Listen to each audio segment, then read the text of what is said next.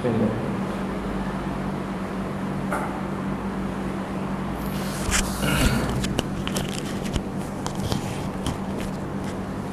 Bismillahirrahmanirrahim. Al-Fatihah. A'udzu billahi minasyaitonir rajim. Bismillahirrahmanirrahim. Alhamdulillahirabbil alamin. Arrahmanir rahim. Maliki yaumiddin. Iyyaka na'budu wa iyyaka nasta'in. Ihdinas siratal mustaqim. Siratal ladzina an'amta 'alaihim ghairil maghdubi 'alaihim waladdallin. Bismillahirrahmanirrahim. Alhamdulillahirabbil alamin wa bihi nasta'in ala umurid dunya waddin. Wassalatu wassalamu ala asyrafil anbiya'i wal mursalin sayyidina Muhammad wa ala alihi wa sahbihi ajma'in. Allahumma salli salatan kamilah wa sallim salaman tamman ala nabiyyin tanhaddu bihi al-uqad wa tanfariju bihi al-kurab wa tuqda bihi al-hawaij wa tunalu bihi al-ragha'ib wa husnul khawatim wa yustasqal ghamam biwajhihi al-karim wa ala alihi. Subhanaka la ilma lana illa ma 'allamtana innaka antal alimul hakim. Rabbi shrah li sadri wa yassir li amri wahlul 'uqdatam min lisani yafqahu qawli. Allahumma iftah 'alaina futuhal 'arifin wa faqihna fid din wa 'allimna at-ta'wil wahdina siratal mustaqim siratal ladzina an'amta 'alaihim minan nabiyyin was-siddiqin wasyuhada'i was-shalihin birahmatika ya arhamar rahimin. Amin amin amin amin ya rabbal alamin. Amma ba'd. Assalamualaikum warahmatullahi ta'ala wabarakatuh.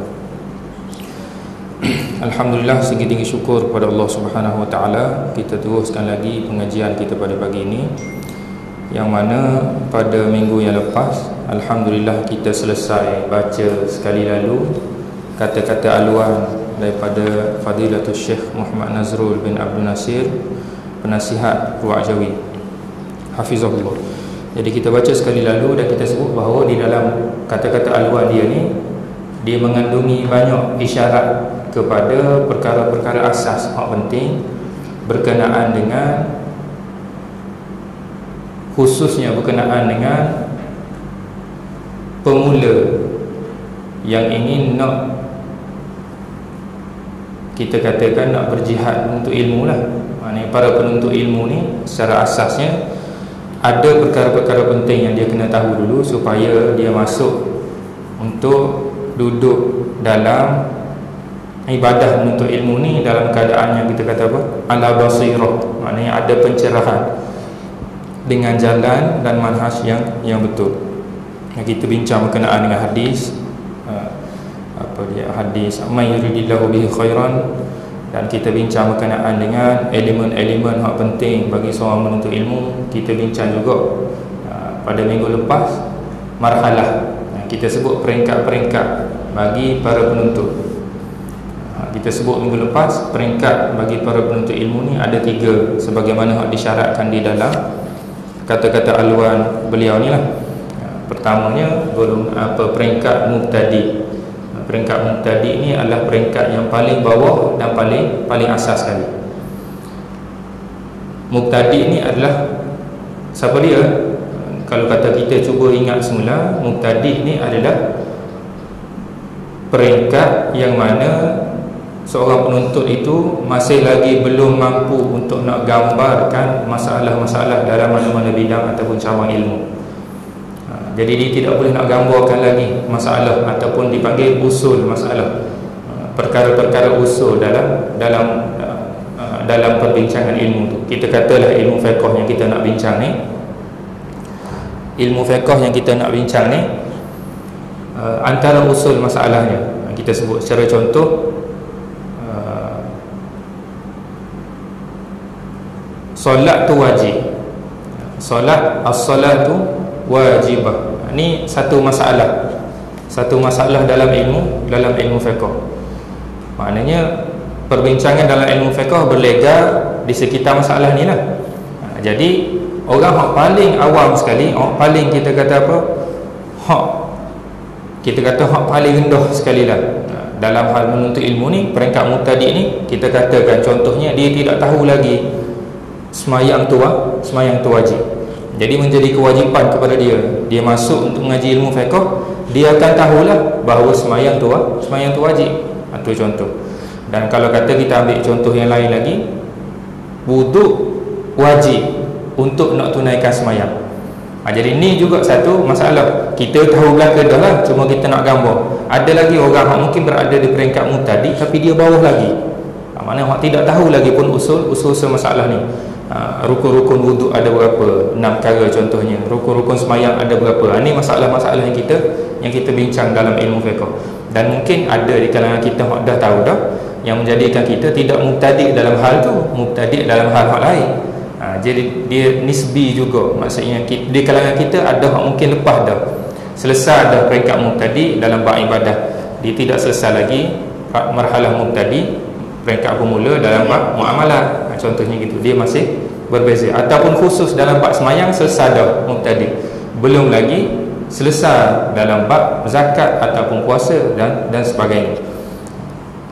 Itu peringkat hak pertama. Peringkat yang kedua adalah peringkat mutawassit. Peringkat mutawassit ni adalah orang yang dah tahu dah usul masalah kita sebut tadi tu. Bila kita bincang, selesai mengaji kitab Safinatun Najah ni sebagai contoh, dia tahu satu persatu isi perbincangan dalam matan Safinatun Najah ni, menjadikan dia tahu semayang tu wajib, rukun semayang ada berapa, sunat-sunat semayang apa dia, bab wuduk pula apa dia, rukun-rukunnya apa dia, sunat-sunatnya. Kalau kata tak ada wuduk, tak ada air, kena buat tayamum. Dia tahu pula tayamum ni apa dia rukun dan macam mana nak buat dan sebagainya. Itu peringkat mubtadi yang dah selesai, kita kata. Bila selesai ni, masuklah peringkat yang mutawassit. Peringkat mutawassit ni adalah peringkat apa dia? Orang yang tahu dah usul-usul masalah, selesai dah, tapi dia tidak tahu dalil. Kita bincang ni asas peringkat-peringkat ni daripada apa yang disebut oleh Al-Imam Bajuri lah. Saya petik daripada Hasyiah Al-Imam Al-Bajuri ke atas kitab Fathul Qarib. Dalam ilmu fiqh ni ada satu kitab yang jadi sandaran kita juga, khususnya pengajian di Al-Azhar, iaitu kitab Hasyiah Al-Bajuri. Dalam tu dia ada sebut 3 peringkat ni. Dan antara takrif yang dia sebut, sebagaimana kita tengah bincang ni lah, peringkat kedua mutawassit adalah peringkat orang yang tahu usul-usul masalah dan dia tidak tahu dalil, ataupun masih dalam proses nak tahu dalil. Gitu. Ini peringkat kedua. Peringkat yang ketiga pula adalah orang yang dah selesai dah peringkat usul masalah ataupun masalah-masalah ilmu fiqh ghaliban. Kita sebut ghaliban tu maksudnya apa dia? Sejumlah yang mencukupi bagi dia dalam hal ilmu fiqh. Sebab kita akan tengok lepas pada ni, fiqh ni bila kita mengaji, kita tahu fiqh ni adalah satu perkara hak luas. Fiqh ni satu benda hak luas. Sebab bidang kajian dia adalah kita akan bincang apa ni. Bidang kajian ni adalah perbuatan mukallaf. Bila perbuatan mukallaf, selagi mana ada manusia, selagi itulah ada fiqh. Jadi kalau kata nak kira seorang tu dia tahu belaka hukum fiqh, kita nak kata gitu tidak kena lah. Sebab perbuatan manusia pun dia tidak boleh nak tahu belaka. Sebab manusia tu sendiri dia tidak kenal belaka. Jadi bila dia tidak boleh nak meliputi pengetahuan dia terhadap perbuatan mukallaf secara keseluruhan orang, dan tidak juga meliputi pengetahuan dia di seluruh masa dan zaman, menjadikan dia tidak boleh, kita boleh kata mustahil dari segi adatnya untuk dia tahu belaka perbuatan yang menjadikan dia boleh tahu belaka hukum hakam. Jadi payah. Jadi itu para ulama sebut kadar yang mencukupi, maknanya bagi seseorang tu yang asas dia tahu ghaliban, maknanya dalam satu kadar tertentu yang menjadikan dia dengan ilmu yang dia ada tu, dia boleh meningkat dalam peringkat-peringkat pengajian. Dia boleh sampai ke peringkat-peringkat yang seterusnya. Jadi peringkat yang terakhir ni peringkat yang muntahi, kita kata orang yang berada di peringkat yang tertinggi, orang yang tahu usul-usul masalah dalam ilmu fiqh, perbincangan secara umumnya, dan dia tahu dalil berkenaan dengan setiap hukum tu. Itu peringkat-peringkat.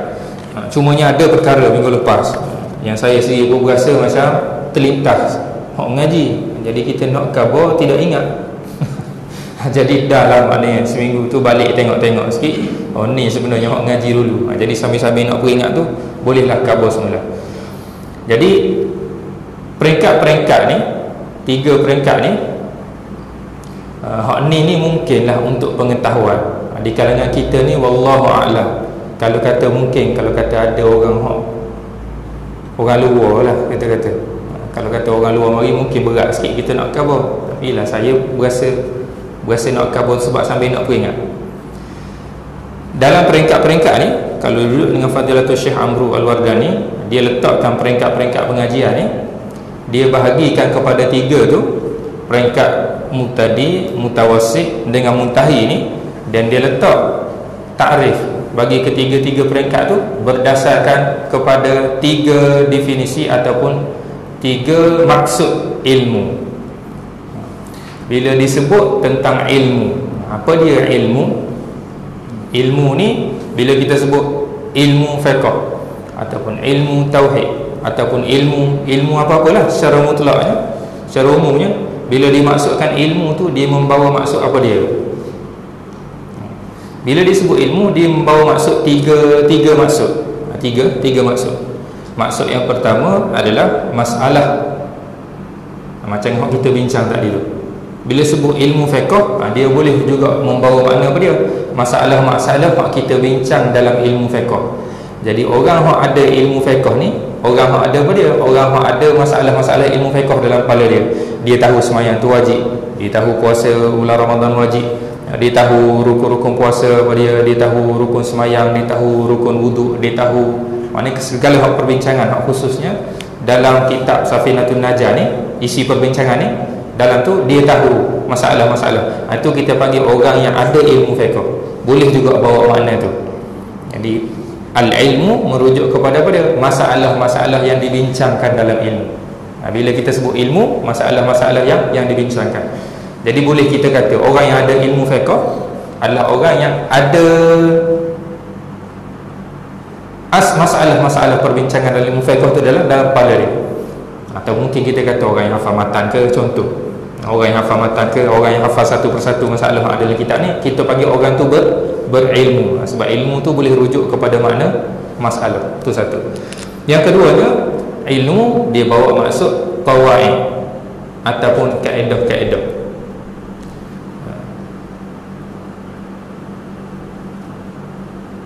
Yang kedua ni, peringkat yang kita panggil peringkat mutawassit. Tak apa dulu. Ayat takrif yang kedua bagi maksud ilmu. Bila kita sebut ilmu, yang keduanya membawa maksud kaedah-kaedah.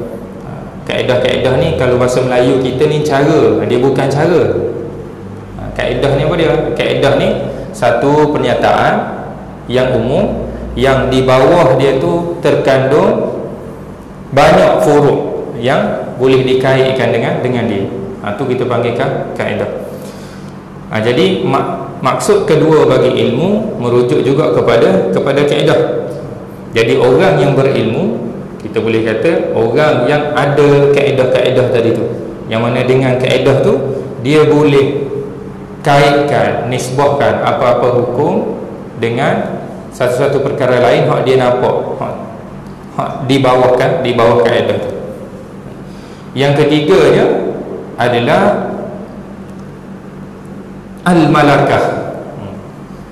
Bila disebut ilmu, takrif ataupun maksud yang ketiga apa dia? Malakah.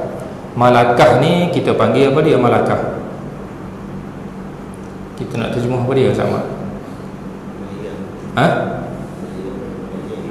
Kemahiran lah. Kemahiran. Tapi berasa tidak cukup lagi, tidak sampai tahap lagi, berasa-berasa. Sebut malakah dengan kemahiran tu dia tak sekung lagi. Malakah tu rasa tinggi lagi. Malakah tu maknanya kemahiran ataupun penguasaan yang betul-betul kuat dalam diri seseorang terhadap mana-mana bidang. Itulah kita kata mungkin malakah.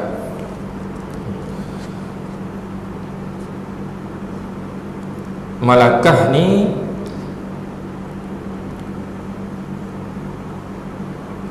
kemahiran hak dah jadi darah daging. Para ulama sebut apa dia? Seseorang tu dikira alim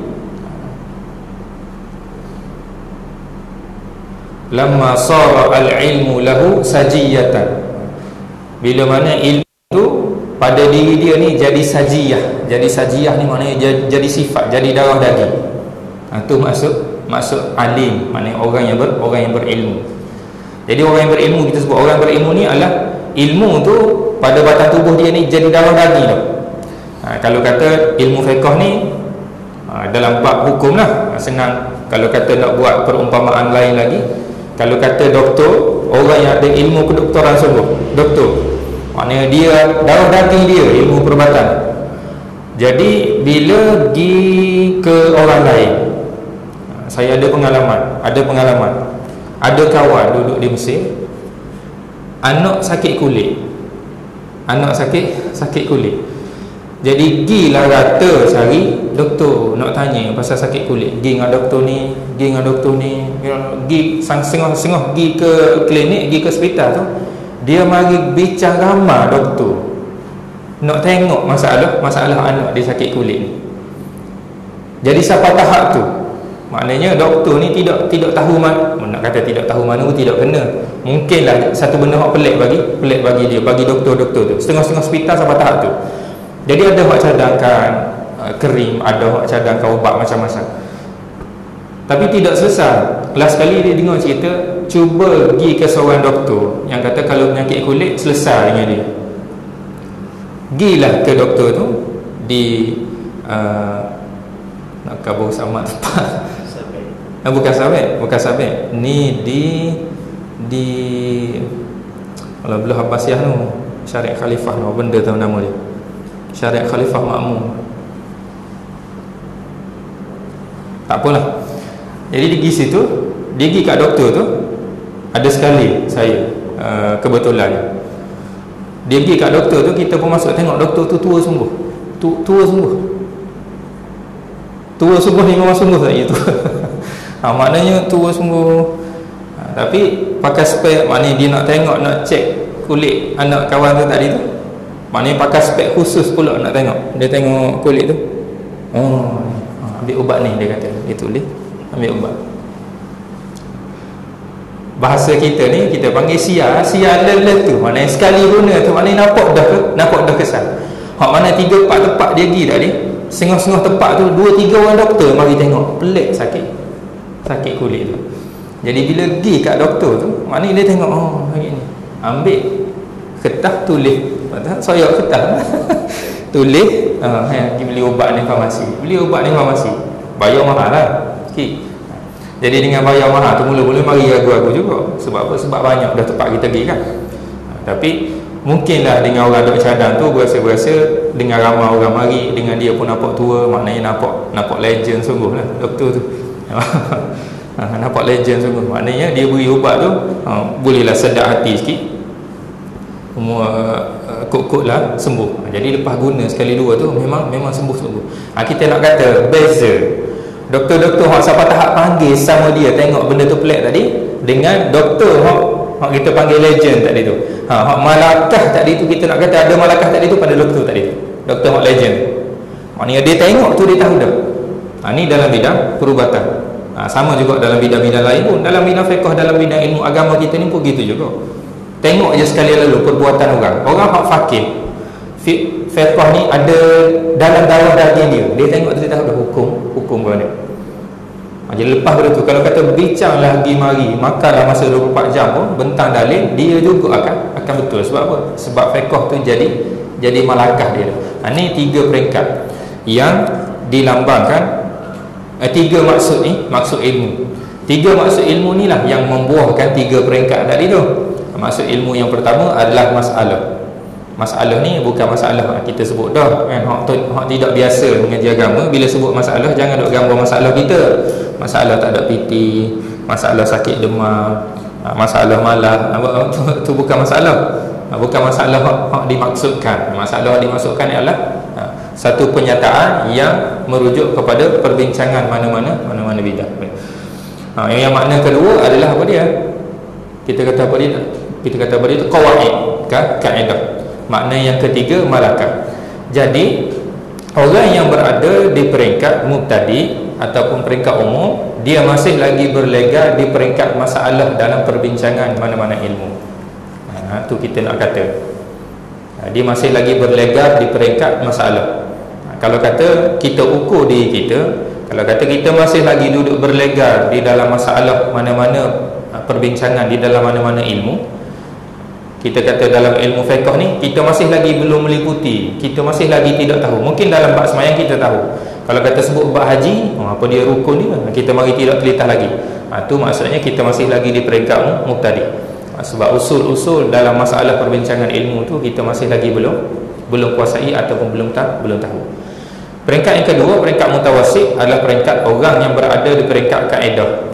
Usul masalah dia selesai dah. Dia selesai dah usul masalah. Yang menjadikan dia naik ke peringkat mutawassit adalah dia tengah nak mempraktikkan kaedah untuk nak mengeluarkan hukum. Gitu, maknanya dia tengah sibuk dengan kaedah. Maknanya tengah nak praktik selepas selesai masalah dan perbincangan dalam ilmu fiqh khususnya, maknanya dia naik pula kepada satu peringkat untuk mempersiapkan dia dengan kaedah. Maknanya dengan ada kaedah tu dia boleh kias dengan apa-apa perbuatan sajalah. Maknanya dia boleh tahu hukum hakam dengan dia ada kaedah tu. Maknanya dia tengah berjinak-jinak untuk nak tahu dalil, untuk nak dapatkan kaedah tu, nak menguasai kaedah. Dan dengan menguasai kaedah tu, dia naik ke satu peringkat yang seterusnya, iaitu peringkat muntahi. Sebab dengan menguasai kaedah-kaedah dalam mana-mana cabang ilmu, dengan itu dia dah ada kelengkapan yang lengkap untuk apa? Untuk jadikan ilmu tu melangkah dalam jiwa dia. Itulah yang dimaksudkan dengan tiga maksud ilmu tu yang berkait dengan tiga peringkat pengajian. Jadi bila disebut faqih sebenarnya lah, bila disebut faqih, fa, qaf, ya, ha, itu merujuk kepada orang yang fiqh tu, ilmu fiqh tu jadi sajiyah, jadi melangkah dalam jiwa dia. Jadi bila disebut al-faqih tu maksudnya orang yang dah sampai peringkat muntahi, peringkat tertinggi tu dalam pengajian. Maknanya orang yang ada malakah dah, orang yang ada apa dia kita kata tadi, jadi darah daging dah ilmu tu. Kalau ilmu fiqh lah. Kalau ilmu kedoktoran macam kita bawa contoh tadi, ilmu kedoktoran lah. Jadi kalau kata orang yang tidak sampai lagi peringkat tu, kita panggil lah mutafaqih. Mutafaqih ni orang yang tengah-tengah nak ngaji, maksudnya nak sampai ke peringkat faqih tu. Sebelum pada nak sampai faqih, orang tu kita panggil mutafaqih. Mutafaqih ni kita lah, orang yang nak ngaji ilmu fiqh.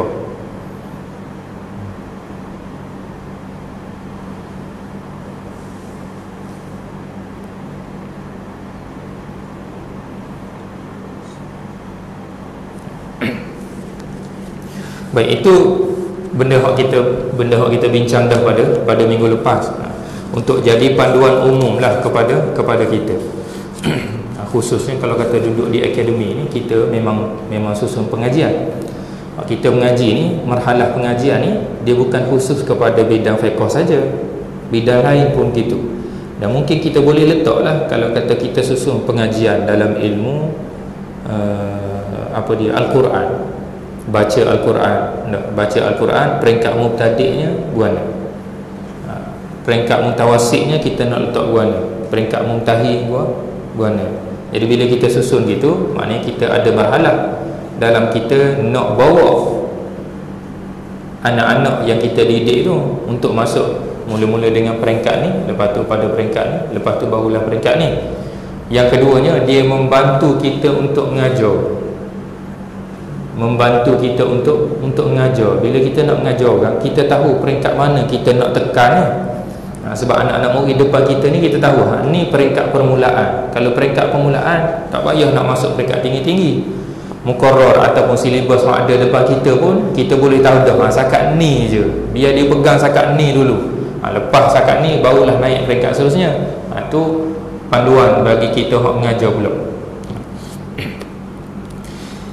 Baik, itu sekali lalu berkenaan dengan kita kata apa dia, marhalah pengajian dalam mana-mana ilmu yang diletakkan oleh para ulama kita, tiga peringkat: mubtadi, mutawassit dengan muntahi. Baik, selepas selesai yang tu, kita sebut kita akan masuk bincang berkenaan dengan ilmu fiqh secara khusus. Ilmu fiqh ni kita nak tahu dulu apa dia ilmu fiqh. Untuk nak tahu apa-apa, kita sebut perumpamaan kita kata, bila kita nak mengaji mana-mana ilmu, antara perkara asas yang kita kena tahu adalah, kalau pengajian agama ni dia panggil mabadi' asyarah. Mabadi' asyarah, biasa dengar mabadi' asyarah? Biasa dengar tak? Tak. Mabadi' asyarah ni adalah prinsip asas yang 10. Prinsip asas yang 10. Sebelum pada masuk nak mengaji mana-mana ilmu, kita tahu dulu prinsip asas 10 ni. Perumpamaan kita buat dah minggu lepas. Kita kata apa dia? Kita kata, kalau kata kita nak kenal mana-mana rumah, kita nak kenal mana-mana rumah orang contohnya, jadi kita tahu alamat dulu ya, kita tahu alamat, supaya dengan alamat tu kita boleh sapa ke rumah tu. Tu mula-mula. Yang keduanya, kalau kata ada gambaran kepada kita dulu di luar rumah tu, apa dia ada pasu bunga banyak mana, di laman tu ada rupuk belah mana, ada garas kereta belah mana, pintu pagar berwarna, rumah kala apa. Ni kesemuanya gambaran hak belah luar rumah yang kita nak tahu tadi tu. Jadi kita tahu gambaran luar rumah ni, itulah perumpamaan bagi kita nak tahu dulu benda luaran berkait dengan ilmu tu. Ni kita bincang. Kalau para ulama sebut, guru sebut, dia kata apa? Kita bincang al-kalam anil ilmi, la fil ilmi. Kita bercakap tentang ilmu tu, tapi bukan kita bercakap lagi berkenaan dengan isi dalam ilmu tu. Dah, isi dalam ilmu ni hak kita nak mengaji dalam kitab Safinatun Najah. Tapi kita sebut mabadi' asyarah ni salah satu perkara yang dibincang di luar ilmu. Bila bincang benda yang luaran, benda ni lah yang boleh menjadikan kita lebih kuat untuk kita nak mengaji, menjadikan kita lebih berjejak. Kalau kata kita mengaji, kita kenal dulu hak luaran sebelum pada kita tahu ataupun masuk perincikan perkara yang di dalam. Macam orang pun gitu juga kan? Kita kenal batang tubuh dulu, biar kita kenal dulu tuan dia ni siapa, hak namanya sekian-sekian, namanya Ustaz Ahmad ni, guana tuan dia. Jadi kita pun gambarlah orang kata Ustaz Ahmad ni begini sekian-sekian. Jadi nak cari Ustaz Ahmad tu, kita tahu ada dah gambaran dalam kepala yang namanya Ustaz Ahmad. Dalam kepala ni gambaran sekian-sekian. Hari ni katanya pakai baju hijau, hari ni pakai baju hijau, pakai piok, pakai seluar selek. Paling smart sekali kalau kata masuk majlis tu dia lah. Yalah. Jadi dapat gambaran dah. Jadi bila mari kita tengok orang paling smart sekali, orang ni lah. Tapi silap pula kita tengok saya. Cuma nak cover dia, nak covernya benda luaran biar kita tahu dulu sebelum pada kita nak tahu secara dalamnya hati budinya guana, peringkat ilmunya orang tu guana, alim ke tidak ke, contohnya gitu. Jadi kita tahu hak luaran dulu. Begitu juga dalam ilmu fiqhnya kita yang kita nak ngaji. Jadi prinsip asas hak 10 ni dia panggil mabadi' asyarah ni adalah satu prinsip yang salah satu perkara yang kita kata yang membincangkan berkenaan dengan benda luaran dalam ilmu fiqh ni. Baik. Prinsip asas hak 10 ni mengandungi apa dia 10 tu? Di dalam satu bait yang saya pun tak ingat dinisbahkan kepada apa, tapi kebiasaannya orang hak mengaji di Al-Azhar khusus ni dia akan biasa dengar dan dia biasa hafal lah. Innal mabadi kulli fanin asyarah al-haddu wal mawdu'u thumma thamara wa fadluhu wa nisbatun wal wadi' al-ismu listimdadu hukmu syari' masailu wal ba'du bil ba'di iktafa wa man daral jami' hadha syarafa. Mana ada tiga rangkap syair lebih kurang yang sebut dalam tu. Ada 10 perkara asas kita kena tahu. Pertamanya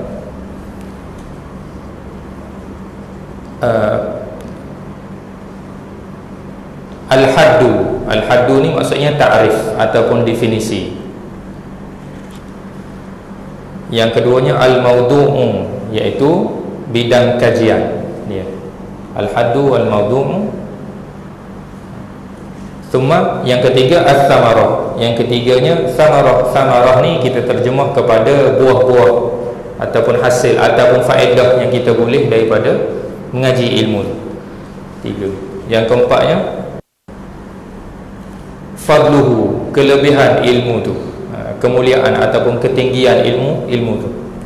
Wa nisbatun, nisbah ilmu tu. Nisbah ilmu ni maksudnya perkaitan ataupun nisbah lah kita kata, berbanding dengan ilmu-ilmu hak lain. Kedudukan dia di mana? Sebab ilmu agama kita ni je sebenarnya. Je dia mencakupi, dia satu. Dalam tu kita pecahkan kepada fiqh, adanya tauhid, adanya tasawuf, ada pula ilmu-ilmu alam lain.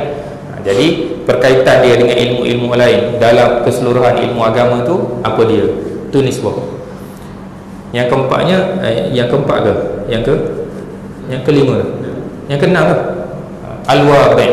Al-wadi' ni siapa yang mula-mula menyusun ataupun siapa yang mula-mula meletakkan, menyusun ataupun menulis ilmu ni.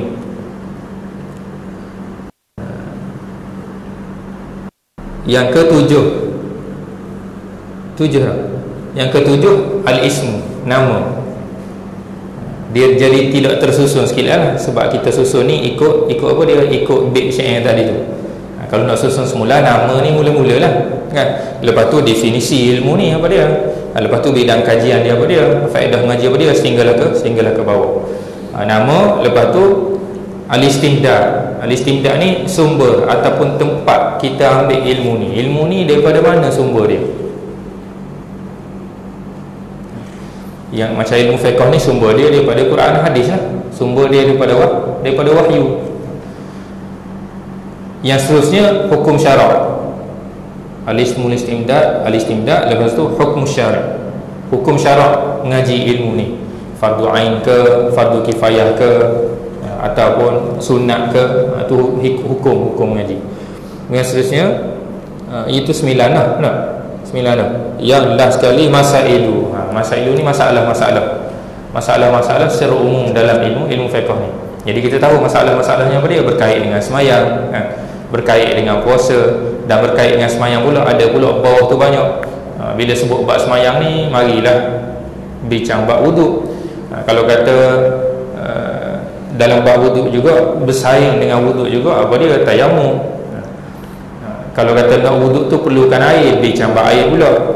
Kalau kata tayamum perlukan tanah, bincang bab tanah pula. Ni benda yang kita bincang dalam ilmu fiqh. Ni masalah-masalah perbincangan dalam ilmu fiqh. Itulah 10 perkara. Cuma yang last bait terakhir, apa dia, rangkap terakhir dalam syair tadi tu yang saya baca tadi tu disebut apa? Wa man wal ba'du bil ba'di iktafa.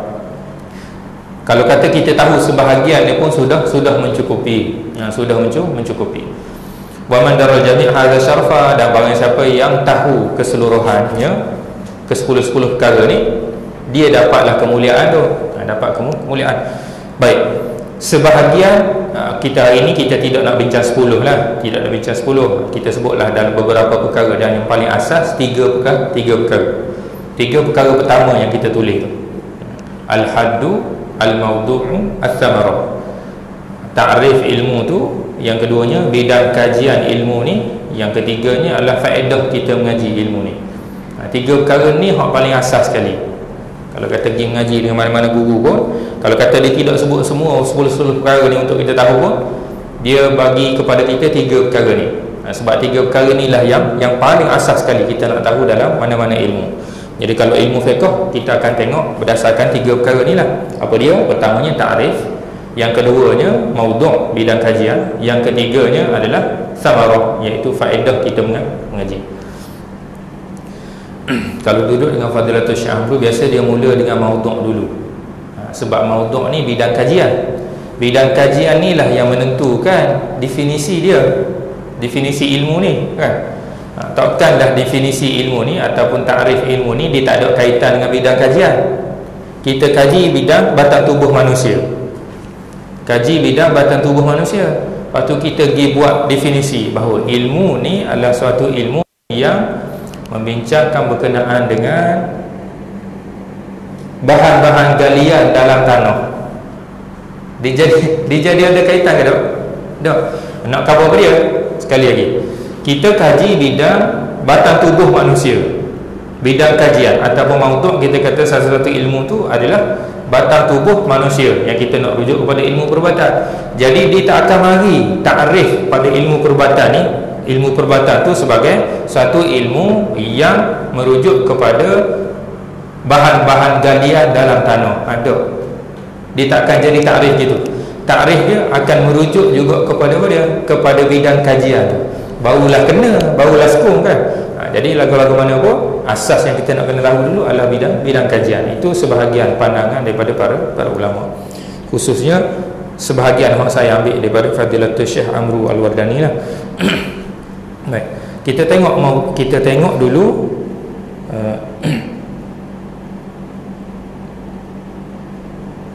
bidang kajian lah. Kita sebut gitu tadi, kita katalah kita ambil dulu bidang kajian.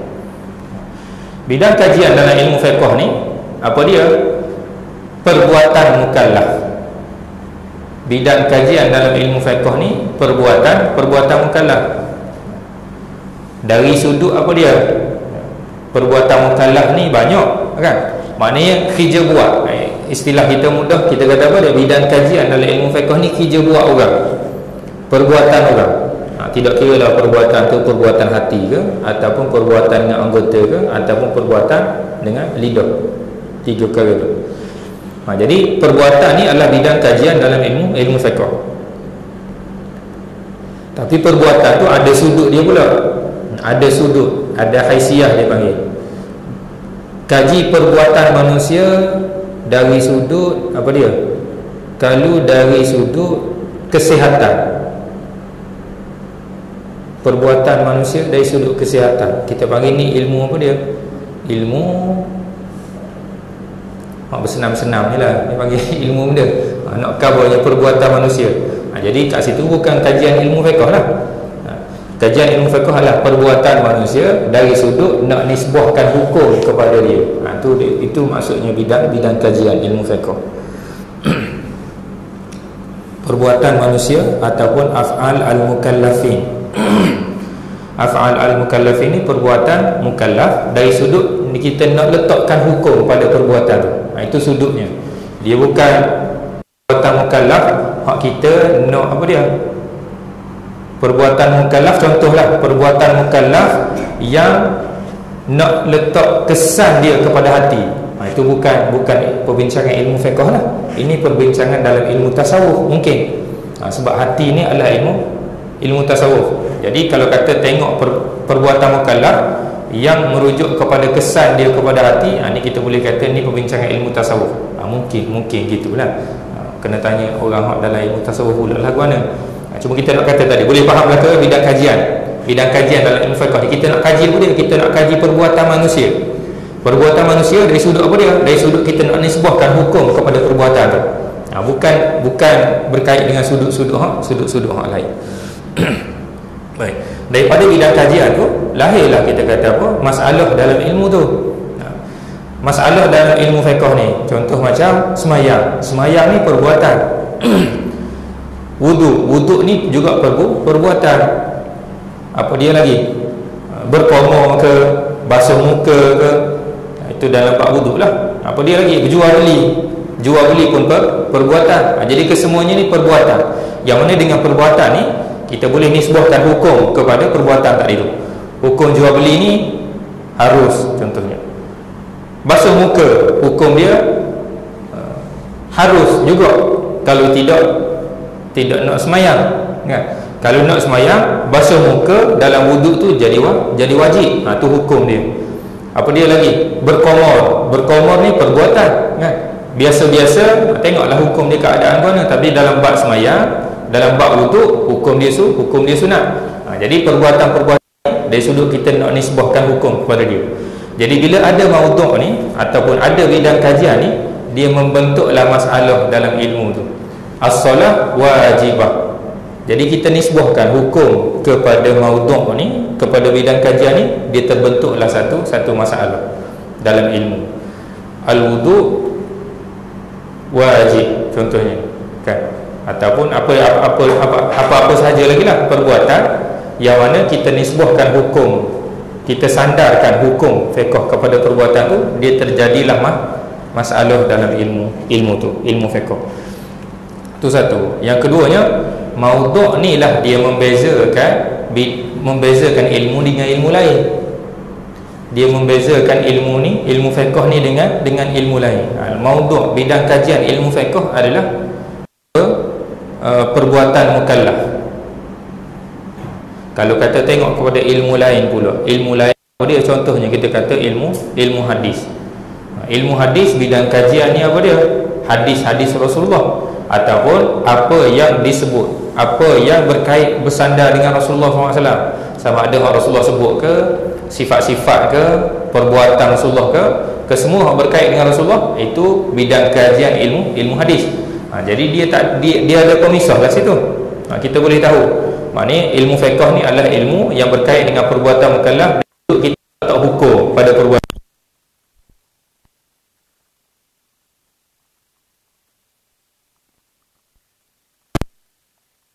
Ada dua bidang, antara antara bidang-bidang pengajian lah. Contoh kita kata ilmu hadis dengan ilmu fiqh tadi. Jadi kalau kata kita nak cari hukum, nak tahu hukum, kita nak pergi rujuk kepada ilmu fiqh ke nak pergi rujuk ke ilmu hadis? Kalau kata kita nak tahu hukum, kita pergi rujuk kepada ilmu fiqh lah, kan? Sebab ilmu fiqh yang bincang berkenaan dengan hukum-hukum perbuatan. Adapun ilmu hadis, dia tidak bincang soal hukum-hukum perbuatan, dia bincang soal hukum-hukum kepada hadis tu. Hadis ni sahih ke, hadis ni maudhu' ke, hadis ni dhaif ke, hadis ni hasan ke, tu hukum dalam perbincangan ilmu hadis. Jadi kalau kata kita nak tahu hukum minum air contohnya, hukum makan benda tu, hukum buat benda ni, kita pergi cari ilmu fiqh, jangan kita pergi cari ilmu hadis. Jadi bila tidak tahu maudhu' ni, jadi tak boleh nak beza ni. Tengok-tengok hadis, kata hadis dhaif, jadi perbuatan ni tak boleh buat. Tidak kena. Tidak kena. Perbuatan ni boleh budak buat. Tengok hadis, kata secara zahir hadis ni kata tu, hukum hadis ni hadis dhaif. Jadi dengan sebab hadis ni dhaif, kita tidak boleh nak buat perbuatan ni. Tidak boleh, dia tidak kena. Hukum perbuatan ni kena cari dalam ilmu fiqh. Dia bukan cari dalam ilmu hadis. Kena faham situ. Bila faham beza ni, kita jadi tidak pening lah. Jadi tidak pening. Yang jadi peningnya, antara puncanya adalah apa dia? Tidak faham maudhu' perbincangan. Kalau kata seseorang tu dia alim dalam ilmu hadis, tidak semestinya dia alim dan tahu hukum hakam dalam ilmu fiqh.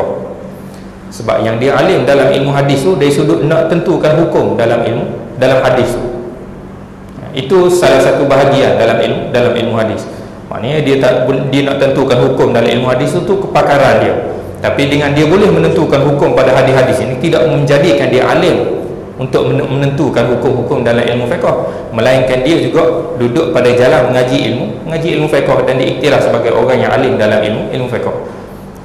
Itu antara perkara yang kita boleh nampak faedah bila kita tahu maudhu' perbincangan. Jadi lepas-lepas ni, kalau kata orang sebut hukum sesuatu perbuatan ni adalah wajib ke, sunat ke, harus ke, ataupun haram ke, tak boleh nak buat ke, dengan hujah hadis ni hadis dhaif, itu tidak kena. Tidak kena. Mungkin kena dalam sebahagian, sebab kita tidak kata secara keseluruhannya berhujah semata-mata kata hadis ni dhaif, jadi perbuatan ni tidak kena dengan hadis tu, satu benda hak ni tolak tu, tak. Tapi nak tentukan hukum dalam ilmu fiqh ni bukan semata-mata dengan hadis. Itu saja. Bukan semata-mata dengan hukum terhadap hadis tu. Hadis ni dhaif, tu kata perbuatan tak boleh buat. Hadis ni sahih, tu kata perbuatan ni boleh buat. Jadi tidak kena gitu. Sebab bidang kajian dia lain-lain. Jadi tu bidang kajian kita kata. Jadi bidang kajian ni lah nak membawa kepada takrif ataupun definisi ilmu fiqh. Sampai situ berat, sampai situ berat. Sampai situ boleh masuk. Boleh masuk. Dia bab boleh masuk ke tak boleh masuk dalam kepala ni memang ada banyak faktor. Faktor pertamanya hak terima tu.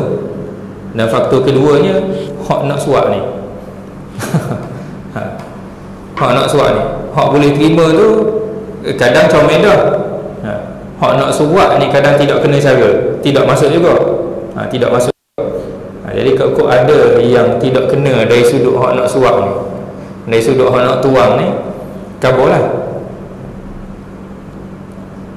Hak nak suap, hak terima ni faham ke tak?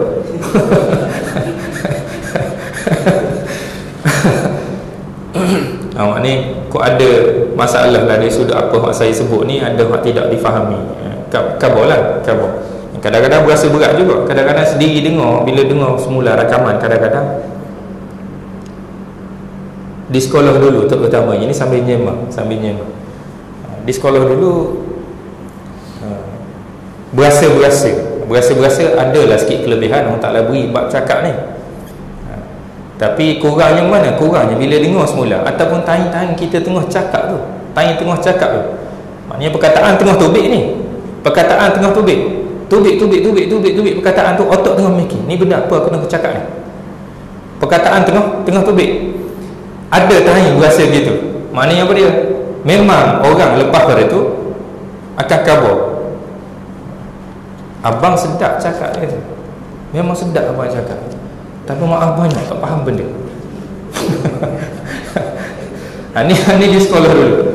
Di sekolah dulu maknanya abang cakap sedap, sungguh sedap cakap, tapi tak faham benda, minta maaf banyak. Menasabah dia kata gitu sebab kita sendiri pun berasa gitu. Dengan sebab laju sangat ni tubik ni, otak kita sendiri tu waktu tu ni, aku tengah cakap benda ni, ayat aku susun ni betul ke tak? Jadi kalau ada berasa gitu, kabur lah.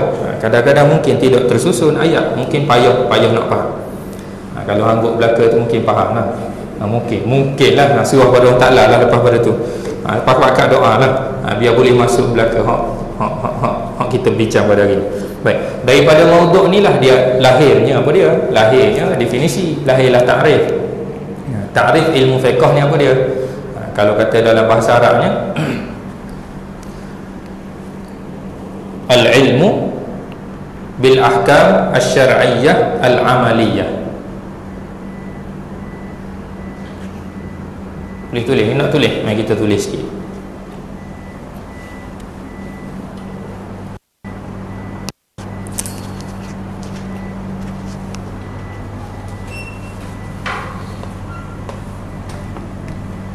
Saja, tak boleh ngantuk kan. Jadi sebelum nak tulis, nak khabar awal lah. Ini khot dia memang gitu. Ini memang ada satu jenis khot. Khot ni seorang je atas dunia ada jenis khot. Jadi tak payah pelik lah, dia memang khot dia gitu. Al-ilmu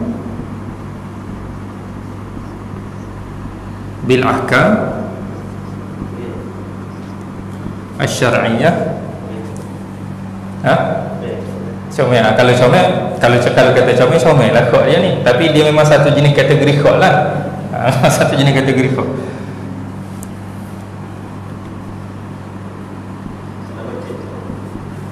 Al-amaliyah. Al-ilmu bil ahkam syariah al-amaliyah.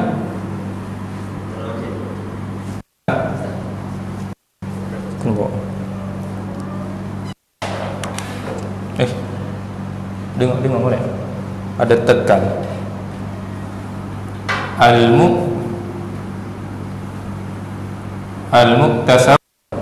Al-muktasabu min adilliha at-tafsiliyah. Jadi ini dalam bahasa Arabnya, kalau biasa start mengaji ilmu fiqh, biasa kita akan tahulah, guru-guru akan syarahlah kepada kita takrif ilmu fiqh. Jadi ilmu bil ahkam, terhadap ataupun tentang hukum hakam asy-syar'iyyah, hukum hakam syarak, al-amaliyah. Ini kita sebut ni al-amaliyah ni perbuatan. Al-amaliyah ni apa dia? Amal ni perbuatan. Nampak ke tak? Nampak Ustaz? Nampak benda? Nampak tulisan. Al-ilmu bil ahkam asy-syar'iyyah al-muktasabu min adillatiha at-tafsiliyah. Ini takrif dia. ilmu tentang hukum hakam syarak perbuatan, hukum hakam syarak yang berkait dengan perbuatan, yang dinisbahkan dengan perbuatan. Al-muktasabu, maknanya ilmu ni diperolehi. Al-muktasabu, yang apa dia, yang terhasil, kita kata yang diperolehi, min adillatiha, daripada dalil-dalilnya, at-tafsiliyah, yang bersifat tafsir. Yang dalil yang bersifat tafsir ni tak apalah, nak bagi faham hak ni dulu. Ke ada hak nak tulis dalam bahasa Melayu, nak tulis dalam bahasa Melayu, saya sebut sekali lagi. Ilmu tentang hukum hakam syarak terhadap perbuatan manusia. Ilmu tentang hukum hakam syarak terhadap perbuatan manusia yang diambil ataupun yang diperolehi daripada dalil-dalilnya, dalil-dalil iaitu dalil-dalil hukum tadi tu, at-tafsiliyah, yang detail, yang terperinci. Itu sekali lalu dalil tafsiliyah ni nak cover apa dia? Dalil tafsiliyah ni adalah satu persatu dalil. Mana tengok dalil ni menunjukkan kepada hukum apa dia terhadap perbuatan tu. Tengok dalil ni merujuk kepada hukum apa dia. Gitu dalil-dalil secara tafsir. Dia bukan dalil ijmal lah, bukan dalil ijmali. Dalil ijmali kita akan bincang dalam ilmu usul pula. Itu kena cari orang hak alim pula dalam bidang usul fiqh pula untuk syarah kepada kita. Semuanya kat sini ilmu ni adalah ilmu tentang hukum hakam syarak. Ilmu tentang hukum hakam, kalau kata bab definisi ni, kalau kata kita mengaji dia akan sebut pula hukum hakam ni adalah hukum hakam syarak. Sebab hukum hakam ni dia ada 3 jenis kategori hukum. Ada satu yang dipanggil hukum adat, ada satu lagi dipanggil sebagai hukum akal, ada satu lagi dipanggil sebagai hukum syarak. Ini 3 jenis kategori hukum. Jadi bidang perbincangan ilmu fiqh ni berkait dengan hukum hakam syarak. Dia tak ada kaitan dengan hukum adat, dia tidak ada kaitan dengan hukum akal. Jadi tak apa tu, rasa tak yang masuk tu kok. Kita nak tahu hak ni je. Hukum hakam syarak ni apa dia? Yang 5 perkara tu lah. 5 perkara. Hukum ni 5 perkara tu: wajib, sunat, harus, makruh, haram. Ataupun ada lagi 5 perkara lagi yang kita panggil hukum wad'i tu. Tapi kebiasaan yang kita sebut dalam hukum fiqh ni 5 perkara tu lah. Wajib, apa dia? Wajib, sunat, harus, makruh dan haram. Tambah 5 lagi tu apa dia? Syarat, mani' ataupun penghalang, sah, batal dengan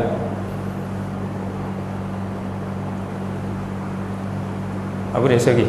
Apa tak mari pula? Sah, batal, syarat, mani'. Apa dia tidak mari? Tak apa. Anak kabarnya hukum hakam syarak yang jadi perbincangan kita dalam ilmu fiqh. Hukum hakam syarak ni pula ada berkait dengan al-amaliyah, perbuatan. Benda yang tidak berkait dengan perbuatan kita tidak nisbahkan dengan hukum syarak lah. Apa dia yang tidak berkait dengan perbuatan? Yang tidak berkait dengan perbuatan ni zat. Batang tubuh kita bukan perbuatan, batang tubuh kita zat. Macam kalau kata kita biasa dengar soalan hak salah orang beri, orang nak tanya hukum ni, kalau nak tanya hukum kita kena tanya hukum tentang perbuatan. Kita tak boleh nak tanya hukum tentang zat. Contoh orang tanya soalan apa dia? Ustaz, anjing ni apa hukum anjing? Contoh. Ataupun kita duduk kampung saya, Ustaz, apa hukum babi? Apa hukum babi? Babi tak ada hukum. Membabi buta tu hukum. Boleh ada hukum. Ataupun orang tanya, Ustaz, apa hukum bawang? Bawang tak ada hukum sebab bawang tu benda, zat. Ada hukumnya pada membawang ada hukum. Apa hukum membawang? Sebab tu perbuatan. Kalau kata zat dia tak ada hukum, jadi kita tidak kena tanya soalan gitu. Jadi hukum tu adalah pada perbuatan ni, al-amaliyah ni. Hukum syarak tu adalah mesti pada perbuatan. Jadi dia tidak berkait dengan zat.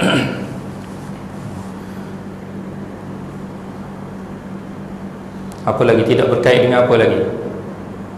Jadi boleh faham dari situ kan? Boleh faham dari situ. Hukum hakam, ilmu berkait dengan hukum hakam syarak terhadap perbuatan manusia. Perbuatan tu pula perbuatan manusia, perbuatan mukallaf kita panggil. Af'al al-mukallafin. Jadi hak bukan mukallaf tak ada hukum pada dia. Ya ada orang tanya, "Ustaz, apa hukum babi masuk masjid?" Contoh. Dia nak tanya benda lain, soalan dia benda lain. Nak tanya hukum babi masuk masjid tu, nak tanya mana hukumnya, kita nak kena basuh, wajib basuh ke, cara basuh mana, mungkin tu soalan dia, mungkin tu hak dia masukkan. Tapi soalan mari tu tidak kena. Apa hukum babi masuk masjid? Babi bukan mukallaf. Kita tak boleh nak kata dia haram masuk masjid sebab tak ada kaitan dengan dia. Jadi soalan-soalan tu tidak. Jadi kita tahu perbincangan kita ni, ilmu fiqh ni apa dia. Jadi hukum hakam syarak berkait dengan perbuatan mukallaf. Hak tidak berkait dengan perbuatan mukallaf, bukan perbuatan benda zat ni, tak ada, bukan perbincangan ilmu fiqh. Kalau apa dia macam kita kata tadi tu, perbuatan ni pula perbuatan mukallaf, bukan perbuatan yang bukan mukallaf. Perbuatan haiwan sebagainya itu tak ada hukum syarak pada dia. Dan orang tapi dia tidak mukallaf. Tidak mukallaf lagi. Contohnya bayi. Kebanyakan hukum pada bayi ataupun orang budak-budak tidak sampai hukum balik lagi, tak ada taklif kepada dia lagi. Banyaknya hukumnya berkait dengan perbuatan mak ayah ataupun wali. Gitu. Itu perbincangan ilmu fiqh. Jadi dengan bidang perbincangan ni kita boleh tahu definisi. Dalam definisi ini pun disebut al-muktasabu min adillatiha at-tafsiliyah. Kita terjemah dah tadi. Al-muktasabu ni maksudnya diperolehi ataupun diambil, diusahakan daripada dalil-dalil. Kalau guru syarah atas perkataan al-muktasabu ni, sinilah merujuk kepada adanya ijtihad, adanya alat-alat untuk nak faham, nak ambil hukum tu. Bukannya kita tengok hukum fiqh tu dia ada sebut direct tu situ sembahyang wajib. Tak ada. Bila kita tengok ayat Quran ataupun hadis Rasulullah, atas tu dia tak ada tulis ataupun tidak bagi tahu jelas-jelas kepada kita sembahyang tu wajib ataupun ambil wuduk tu wajib. Tak ada. Dia ada di dalam tu kalam Allah Ta'ala lah. Kalam Allah Ta'ala, melalui kalam tu yang kita panggil dalil tu, ada alat-alat pula yang kita nak kena tengok, yang kita panggil alat-alat ijtihad lah. Ni bagi orang yang ada cukup lengkap dah, maksudnya dari segi alat tu barulah dia boleh buat keluar hukum hakam. Kalau kata tidak cukup lengkap alat, dia tidak boleh nak buat keluar hukum hakam dia sendiri. Itu yang menjadikan kita kena ikut mazhab. Sebab kita tidak cukup alat untuk kita nak faham sendiri. Sebab ayat Quran ni dia ada dua perkara yang kita nak kena faham.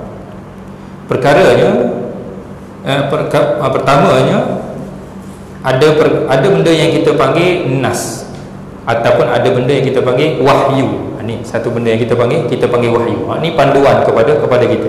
Ya betul, wahyu tu panduan kepada kita. Cuma ada sebenda lagi yang kita kena faham. Dia ada dua perkara yang berbeza, wahyu dengan faham wahyu. Ni dua benda yang kita kena beza. Wahyu ni ada depan kita tu lah, kita boleh baca, kita boleh tengok. Cuma learn ni, benda wahyu tu benda sama. Anak saya baca hak tu, saya pun baca hak tu, Ustaz Mak pun baca hak tu.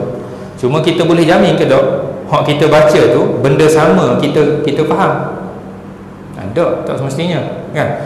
Jadi kefahaman itulah benda yang lebih kritikal lagi, nak pastikan kita betul-betul faham kehendak Allah Ta'ala tu dan keluarnya hukum daripada situ. Jadi kita nak cover apa dia tadi? Nak cover berkenaan dengan hukum hakam ni.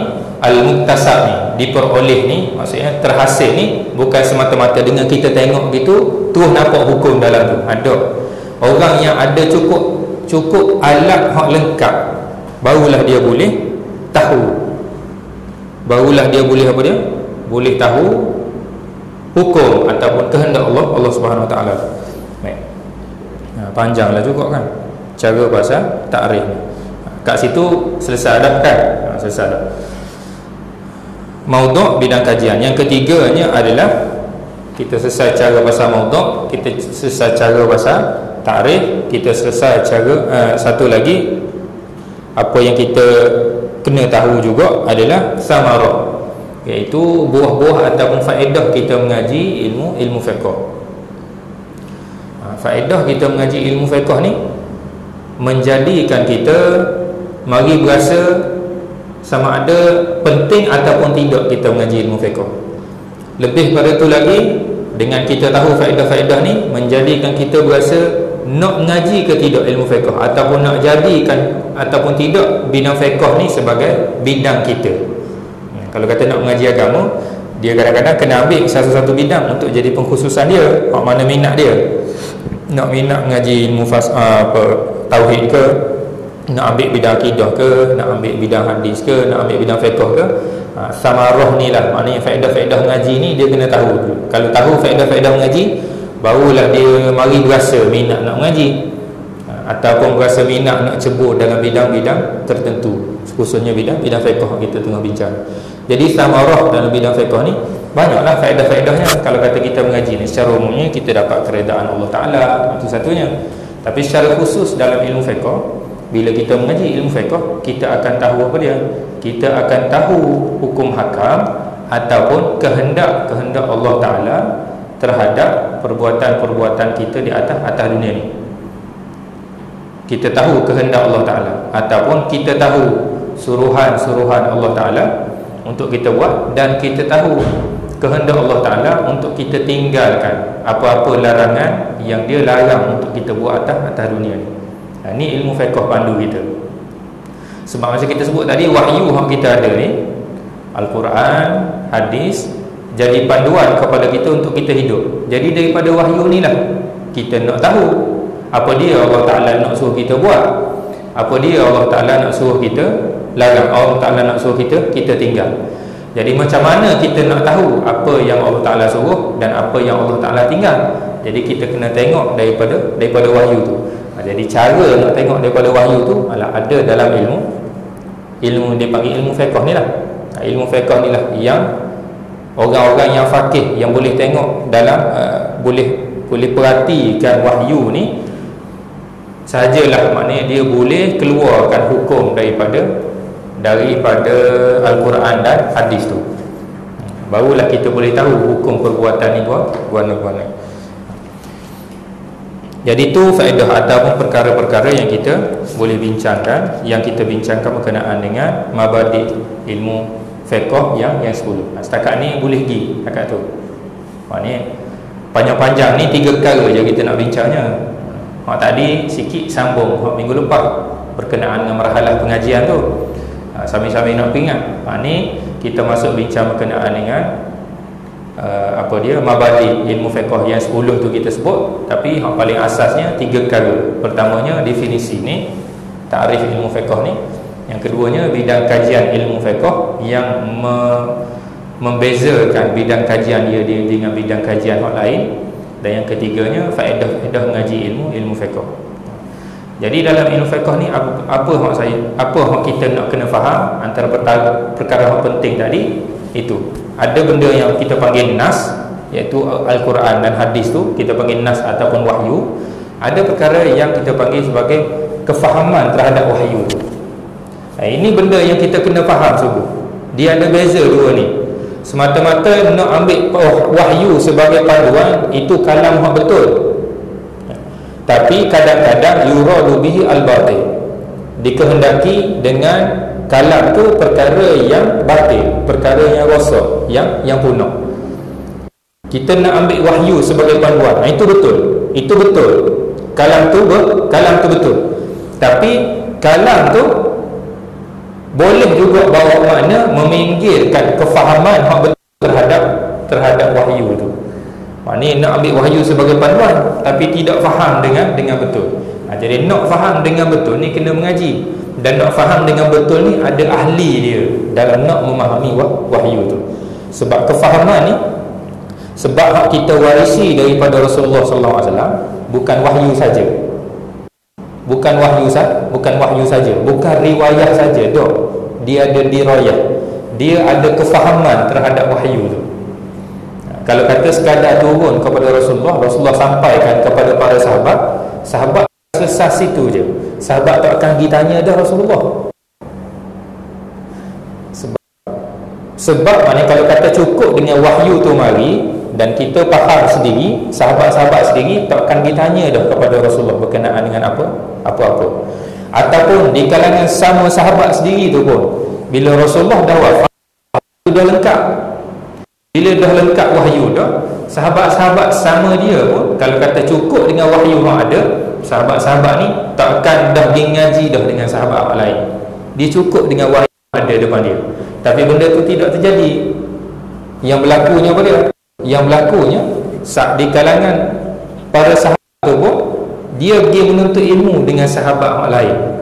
Sebab apa? Sebab nak tunjuk kefahaman para sahabat terhadap wahyu ni berbeza-beza, berperingkat-peringkat.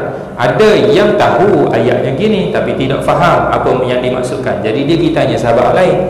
Jadi kita nak kata ada dua benda situ. Wahyu tu yang keduanya kefahaman terhadap wahyu tu. Jadi wahyu tu sampai kepada kita, kefahaman tu juga sampai kepada kita. Jadi jangan kita terhijab daripada kita ambil kefahaman daripada susu galuh orang yang ambil dengan betul kefahaman tu. Kita nak kata dalam ilmu fiqh ni bidang kajiannya selesai. Yang kita nak sebut sekarang ni adalah orang-orang yang ada keahlian di dalam ilmu fiqh ni, dialah jadi tempat rujukan yang menjadikan orang yang tidak boleh nak ambil hukum hakam direct daripada Quran dan hadis dengan sebab tak ada alat, dengan sebab dia tidak sama dengan orang yang mahir tadi tu, yang ada alat tadi tu, menjadikan orang ni, orang yang tidak boleh ambil hukum hakam direct ni, menjadikan dia ni kena bertaklid. Itulah lahir kita panggil taklid secara mudahnya. Taklid ni kita kena ikut orang yang pakar tadi tu, orang yang ada kemahiran tadi tu, orang yang ada alat yang cukup lengkap dalam nak korek hukum hakam daripada Quran dan hadis tu. Kita kena taklid, kena ikut. Jangan bila mari hadis, bila mari depan kita hadis, bila mari depan kita ayat Quran, kita pun buat keluar hukum sendiri dengan dakwaan yang biasa diguna, humur rijal wa nahnu rijal. Mereka tu adalah orang-orangnya yang boleh tafsir Quran hadis, dan kami pun rijal juga, lelaki-lelaki juga, maknanya boleh tafsir hadis ikut kami juga. Jadi itu tidak kena. Yang menjadikan kita kena apa dia? Kena bertaklid tadi. Jadi bila bertaklid itulah maknanya kita kata adanya mazhab yang kita ikut. Iaitu mazhab apa dia? Kalau mazhab kita ni mazhab Imam Syafi'i. Sebab dengan mazhab itulah maknanya ada berbagai-bagai pandangan. Dengan mazhab itulah maknanya Imam Syafi'i itu sendiri adalah orang yang cukup kelengkapan alat dia untuk nak zahirkan hukum hakam daripada Al-Quran, untuk zahirkan kehendak Allah Ta'ala. Maksudnya gitu. Kalau kita ambil daripada Quran ni, apa dia? Kehendak Allah Ta'ala. Mudah faham kita gitu. Cuma kita sendiri tidak tahu secara jelasnya apa dia kehendak Allah Ta'ala, melainkan orang yang reti untuk nak tengok wahyu tu, kan? Dia ada alat yang lengkap. Contohnya apa dia? Contohnya kita kata kalau guru tak silap, biasa dia buat contoh tengok anak bulan. Tengok anak bulan. Tengok anak bulan ni, orang yang pergi tengok tu, dia khabar ke kita anak bulan naik tu dengan sebab dia pergi tengok anak bulan naik ke dia yang buat naik anak bulan tu. Dia pergi tengok anak bulan naik ke ataupun dia yang buat naik anak bulan tu? Tak, dia pergi tengok. Dia tengok, maknanya dengan alat yang cukup lengkap ada, dia tengok anak bulan naik, jadi dia pun khabar ke kita anak bulan naik, jadi kita kena start puasa. Dia bukan buat naik anak bulan tu, dia khabar ke kita anak bulan aku buat naik dah. Jadi bab hukum hakam ni pun gitu. Orang yang ada kepakaran tu, dia ada alat yang cukup lengkap, dia tengok dalil, dia buat keluar hukum. Hukum tu sebenarnya apa dia? Hukum tu sebenarnya di sisi Allah Ta'ala, kehendak Allah Ta'ala. Jadi bukan dia buat hukum tu, dia hanya menzahirkan hukum tu daripada Al-Quran dan hadis dengan alat yang dia ada, dan dia khabar ke kita dengan alat yang aku ada yang lengkap ni, aku boleh korek buat tubik, ni kehendak Allah Ta'ala daripada Quran dan hadis. Tapi hukum tu sebenarnya adalah hukum di sisi, hak sebenarnya adalah di sisi Allah Ta'ala lah. Maknanya hak zahir kepada kita dengan alat hak ada pada para ulama, hak tu lah hak dia tunjuk kepada kita. Hak kita nak sebutnya apa dia? Ulama ni bukan dia buat hukum dia sendiri dah. Hukum ni bukan para ulama buat, yang menjadikan kita berasa kita pun boleh buat juga, yang menjadikan kita berasa kita boleh buat juga dah. Dia bukan buat hukum tu. Hukum ni adalah daripada Allah Ta'ala. Dia sekadar menzahirkan hukum kepada kita dengan alat hak dia ada.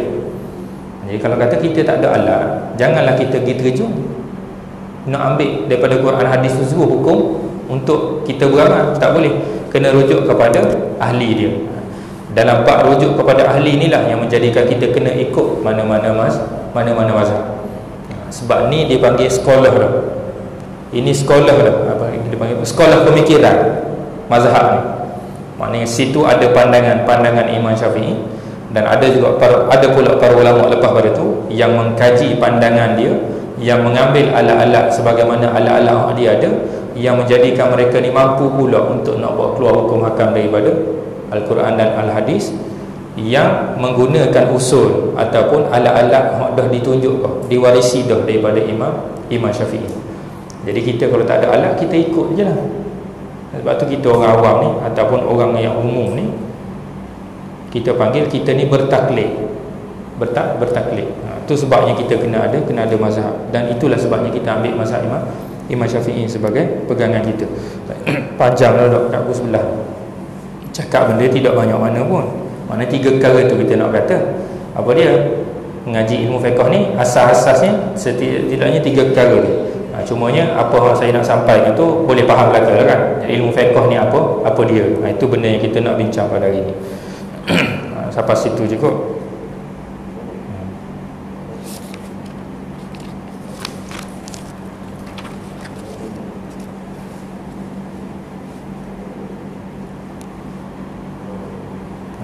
Jadi ada kadang-kadang mari soalan kepada kita. Jadi kadang-kadang kita mari pening. Sebab apa susah-susah kita ikut mazhab? Sedangkan Rasulullah kata gini. Sebab apa kita nak ikut Imam Syafi'i? Atau sebab apa kita nak ikut mazhab Syafi'i? Sedangkan Rasulullah kata gini-gini, sekian-sekian. Jadi dia nampak beza antara apa yang Rasulullah sebut. Sebab zahir hadis yang ada depan dia tu beza dengan apa yang dizahirkan hukum oleh Imam Syafi'i ataupun dalam mazhab Syafi'i. Dia kata baik kita ikut dari Rasulullah kan, daripada ikut mazhab. Sebab Rasulullah lagi asli kan? Maknanya lagi tulen berbanding dengan kita ambil daripada mazhab. Jadi poinnya sebagaimana kita sebut bincang tadi tu, dia kata ambil daripada Rasulullah tu, itu nas yang ada depan dia. Soal faham nas tu, itu benda yang kita boleh pertikai. Mu siapa berbanding dengan Imam Syafi'i ni siapa, ataupun orang yang ikut Imam Syafi'i ni siapa. Jadi daripada aku ambil daripada mu, kata mu faham gitu daripada nas ni, baik aku ambil daripada Imam Syafi'i. Hak faham nas bukan hak ni saja, dia faham belaka, dia tengok belaka dan dia buat keluar kesimpulan, ni hukum dia. Banding dengan kita hak hafal Quran pun tak, hadis tidak meliputi, hadis 40 tidak ingat kadang. Lepas tu nak buat keluar hukum, tengok sehadis. Jadi itu secara mudah kita nak faham. Maknanya kita tidak perlu nak pening terhadap persoalan tadi tu. Mazhab kita, mazhab Rasulullah. Jadi mazhab juga lah maksudnya. Orang kata tak mau ikut mazhab, tak mau ikut mazhab Syafi'i, aku nak ambil daripada Rasulullah. Jadi bila Rasulullah kata begini, hukum dia gini. Maksudnya bila ada hukum tu jadi mazhabmu pula lah. Orang tak mau ikut mazhab, nak ikut Rasulullah tu jadi sebenarnya ikut dirimu sendiri. Sebab dia jadi satu mazhab lain pula, walaupun dia kata tak boleh ikut mazhab tadi tu. Jadi itu secara mudah, panjang lah, secara mudah lah. Maknanya isu-isu yang kita boleh bincangkan berkenaan dengan perbincangan berkenaan dengan luaran dalam ilmu fiqh ni. Minta maaf banyaklah kalau agak-agak berat. InsyaAllah lepas pada ni ringan tau. Kita cara apa dia lepas pada ni, kita cara pasal air semayang, kita cara pasal apa dia air, kita cara pasal tanah, kita cara pasal istinja dan sebagainya, benda yang tidak berat insya-Allah. Cumanya gitulah Gitu tu apa dia? Gitu tu maksudnya benda hak ringan-ringan ni mudah orang nak terima. Benda hak berat ni benda hak payah. Dan benda hak berat ni lah sebenarnya benda hak menjaga kefahaman kita. Benda hak menjaga. Yelah simple lah, mudah. Hadis sahih boleh buat lah. Hadis dhaif tak boleh buat. Tak kemudah fikir gitu kan? Benda hak simple, hak mudah. Sedangkan wahyu ni benda hak payah, benda hak perlukan kelengkapan, benda hak perlukan apa dia, ijtihad. Macam kita bincang nak menuntut ilmu ni betapa payah. Jadi dia tidak semudah tu.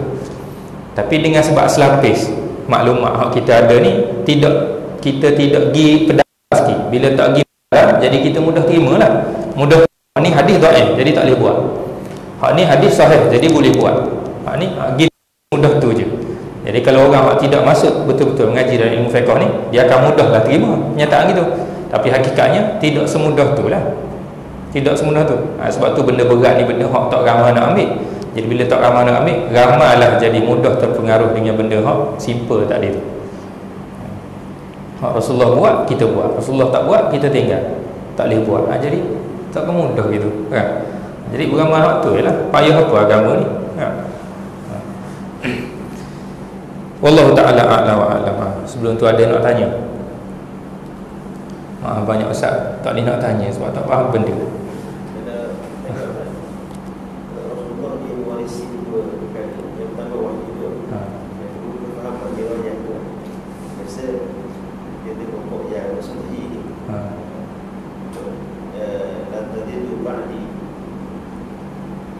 Hadis tu. Kalau fikir menuju kepada wahyu.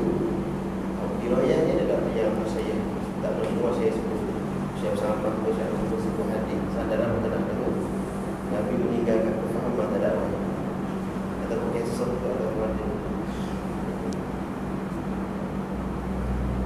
Hak seingat saya sih antara yang Syekh sebut, bila pegang sehadis tu dia akan tinggal ilmu hak, dia akan tinggal hak lain lagi lah. Dia akan tinggal makna hak lain lagi. Satu hadis yang kita kena faham juga, Rasulullah SAW sebut al-ulama warasatul anbiya. Ni pewaris dia. Maknanya kalau kata mari wahyu tu ditinggalkan kepada kita, kita bukan ambil direct gitu, kita mewarisi. Kita mewarisi. Jadi hak ambil benda yang diwarisi itu adalah Rasulullah sebut para apa dia? Para ulama. Jadi mereka ni hak mewarisi wahyu daripada Rasulullah sallallahu alaihi wasallam. Wa annal ulama la yuwarrithu dirhaman wala dinaran walakin yuwarrithu al-ilma. Mereka ni tidak mewarisi dirham dan juga tidak mewarisi dinar, tapi hak mereka mewarisi adalah ilmu. Jadi kalau semata-mata wahyu tu adalah ilmu, Rasulullah tidak sebut gitulah, maknanya dah sampai direct dah kepada kita kan. Satu lagi yang Rasulullah SAW sebut, hadis yang tidak sesat tu, taraktu fikum amrain in tamassaktum bihima lan tadillu ba'di abadan ni. Ada sebut kitabullah wa sunnatur Rasulillah kan. Ada lagi hadis yang sebut kitabullah wa itrati ahli baiti. Maknanya keturunan aku tinggal. Kalau kata kamu berpegang dengan mereka ni, kamu tidak akan sesat. Jadi hak kita kena berpegangnya se-Quran, se-wahyu, selagi orang hak bawa Quran wahyu tu, pewaris dia tu. Maknanya pewaris tu lah kita sebut sebagai orang yang ada kelayakan, hak betul-betul ada kefahaman kenaan dengan wahyu tu. Ada kisah lain lagi adalah hadis yang biasa disebut oleh guru dan satu hadis yang panjang. Ini saya tak ingat. Berkenaan dengan para sahabat, berkenaan dengan kefahaman para sahabat hak berbeza. Apalah. Dia isunya gitulah. Isunya satu hadis tu dia buat kesimpulan tu. Sedangkan wahyu ni luas.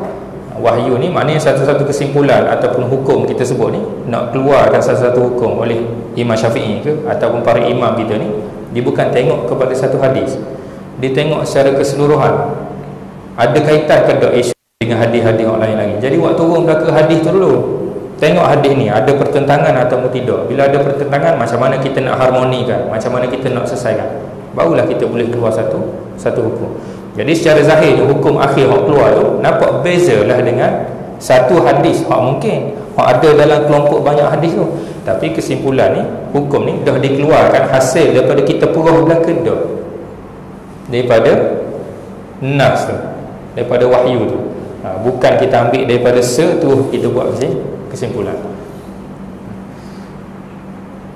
Gitu yang jawapan yang saya boleh jawab lah. Tapi boleh kaji lagi hak sama sebut tu. Ada para guru sebut lagi berkenaan dengan hadis-hadis ataupun peristiwa yang menunjukkan bukan nas tu saja yang diwarisi kepada kita, tapi kefahaman. Ada lagi nak tanya?